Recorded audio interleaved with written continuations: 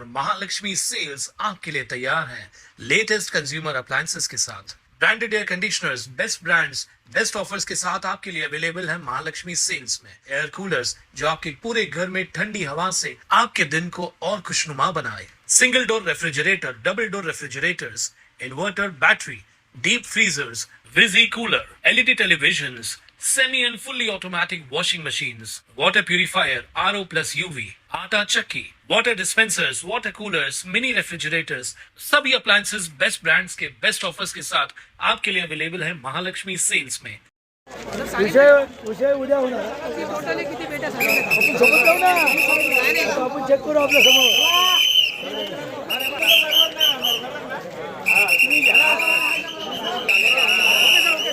चला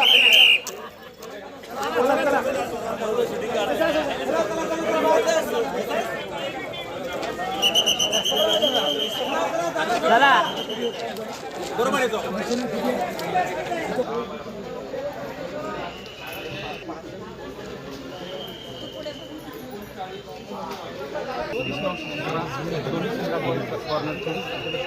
उभं करा इकडं नाही लगेच लावून घ्यायचं उभं लावून घ्यायचं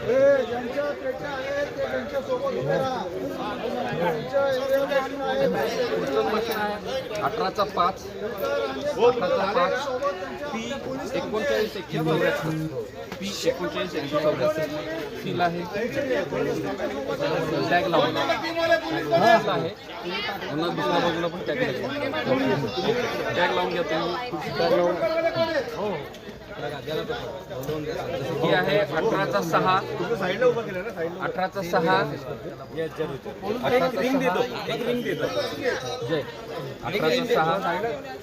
M 22,592 एवढ्याच आता गाडी मागवा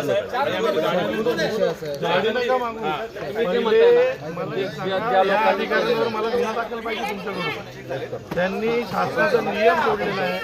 आता साहेब अजून एक रिक्वेस्ट आहे का? अजून एक रिक्वेस्ट जेवढे तहसीलला झाले, नांदेड झालं, राणी सील बघू आणि पण वॉर्ड आहे, जेवढे पण बूथ आहे ते आमचे जसे आता तुम्ही इथं फिरले तसं तुम्ही आमच्यासोबत चला, सगळे स्टॉप करा आमच्या समोर।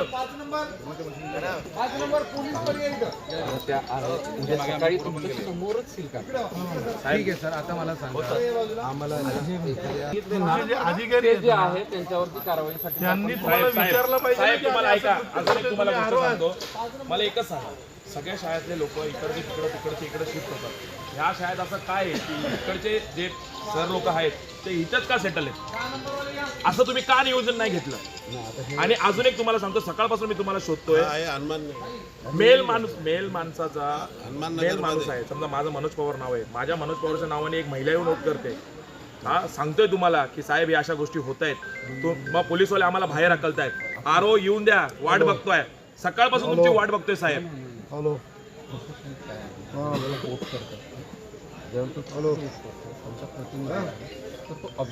साहेब ऑब्जेक्शन घेऊन ऐका, ऑब्जेक्शन घेतलं, सगळ्या गोष्टी केल्या। आमच्या जो प्रतिनिधी होता, आमच्या प्रतिनिधीने ऑब्जेक्शन घेतल्यानंतर तुमच्या अधिकाऱ्याची अरेरावीची भाषा होती, त्यानंतर अरेरावीच्या भाषानंतर त्यांनी पोलिसांना मिसगाईड केलं की हे लोक चुकीचं वागतात, हे दादागिरी करतात, पोलिसांनी आम्हाला बाहेर काढा, थांबलेच का निघायतून? मला सांगा, आपण कायद्याच्या चौकटीत बसल्यावर आपण प्रतिनिधी किंवा उमेदवार याला कशाला बसवतो?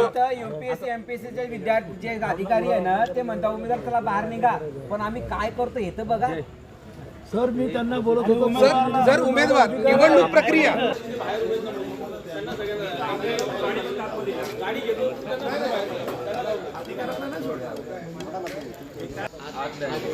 नाही वरती पण असते ना साईड, पोलिंग एजंट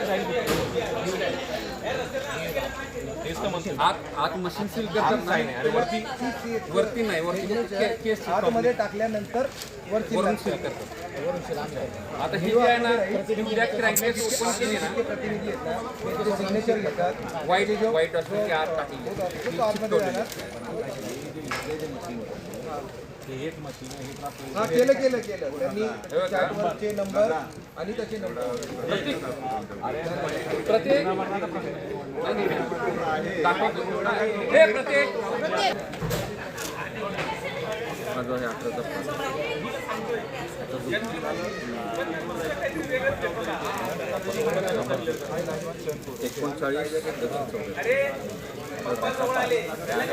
नंबर 18चा 1 पासून ते 18चा 6 पर्यंत याच्यावर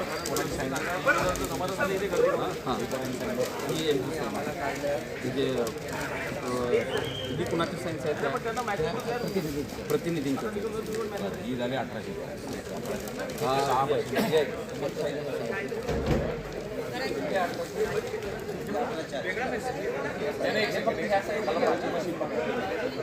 दादा यार 18ची 4 आहे ती 18ची 4 आहे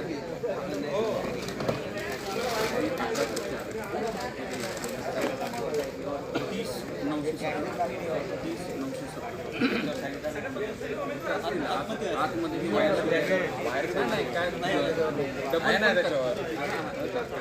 आतवरचं जे आहे हे नियम आहे बाहेरवरचं कसं लोक आहेत अवेलेबल त्यात हे 2 टॅग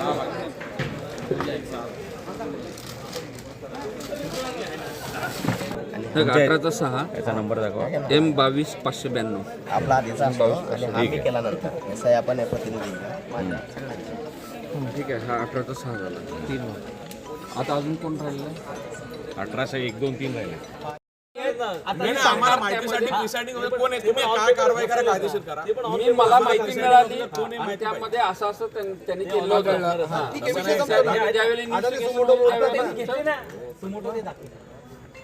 सुमोटो मी जे आहे विश्वास दाखवत नाही चालणार. रिपोर्ट करणार मी लगेच एका देशाच्या निवडणुका गडबड झालेल्या आहे काय पहिला स्ट्रॉंग रूम प्रिसाइडिंग ऑफिसर करून घे. इथं सांगा का ताब्यात घेऊन टाका. प्रिसाइडिंग कोण आहे प्रिसाइडिंग ऑफिसरला घ्या मग ताब्यात पोलिसांच्या. सगळे बरोबर घेत आहेत ताब्यातच ते पुढे जाणार पेट्या जमा करतील ना. ते अधिकारी कोण असतो तहसील कार्यालयाचा असतो पहिली जिम्मेदारी काय तर पेट्या जमा करणार ऑर्डर आहे कुठेही जात नाही तो व्यक्ती प्रिसाइडिंग ऑफिसर ऑर्डर कोणाकडे तहसीलदार अहो आपण घेऊन जातोय तिकडं बरोबर कोणी बाहेर जाणार नाहीये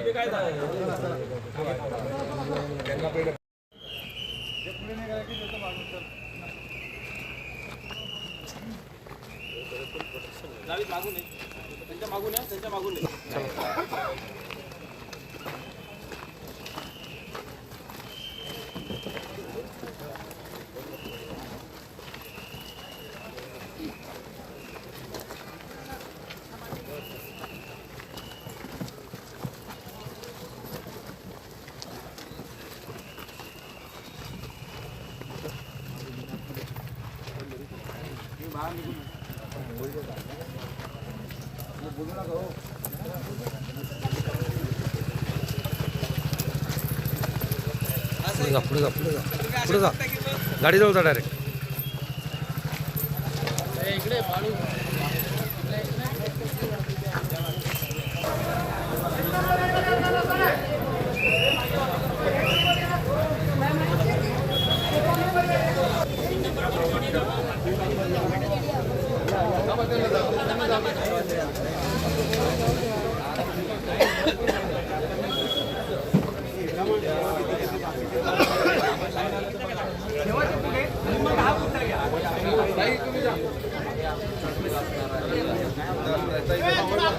तीन नंबर ना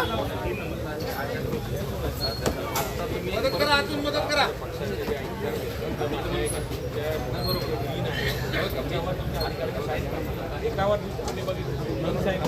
नंबर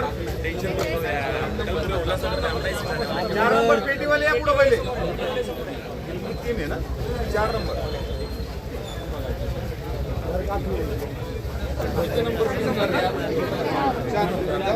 चार नंबर 5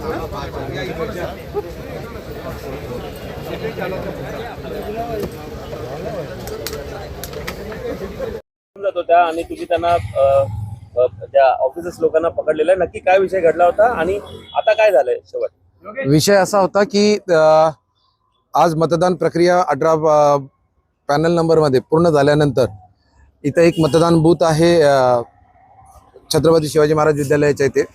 तर तिथे तेथून मतदान प्रक्रिया पूर्ण केल्यानंतर त्या EVMच्या मशीन घेऊन जाणं हे पूर्णपणे त्याचे PRO असतील, शासकीय अधिकारी असतात, पोलीस बंदोबस्तात ते नेलं जातं, कारण ते अतिसंवेदनशील बाब आहे. परंतु इकडच्या बेजबाबदार ऑफिसर्सनी जागा अवडजवळ असल्याचे कारण देत चक्क EVM मशीन स्वतःच्या बाईकवर नेण्याचा प्रकार केला. आमचे कार्यकर्ते आणि उमेदवार दिवटे मॅडम आणि दिवटे साहेब आणि त्यांचे सहकारी यांनी ते पाहिलं आणि क्षणात त्याचा पाठलाग करून जवळपास 1 किलोमीटर पुढे गेल्यानंतर त्यांना आम्ही धरून यांनी परत आणलं आणि आम्हाला सूचना केली की असा विषय इथं घडलाय. तत्काळ आम्ही आल्यानंतर ही बातमी परिसरातील सर्व उमेदवार आणि कार्यकर्त्यांपर्यंत आगीसारखी पसरली. त्यानंतर इथं आल्यानंतर ज्या काही वाटावाटी झाल्या, बातचीत झाली, त्याच्यानंतर ज्या काही आमच्या शंका होत्या त्या ARO साहेबांनी समोरासमोर केले. ACP साहेब होते, सिनियर साहेब कोळी साहेब होते, गोडसे साहेब होते, यांनी आमच्या शंकेचं निरासन केलं आहे. सगळे नंबर सील्स वगैरे ते सगळ्याची रिचेकिंग करून आम्हाला दाखवली आहे आणि जो कोणी ह्याच्यामध्ये जबाबदार असेल त्याच्यावर कारवाईचे आश्वासन त्यांनी दिलेले आहे. स्वतः ARO साहेबांनी सांगितले याच्यामध्ये मी सुमोटो करून त्याच्यावर कारवाई करणार आहे. आणि आता मग EVM प्रांत कार्यालयात पाठवण्यात आल्यात का?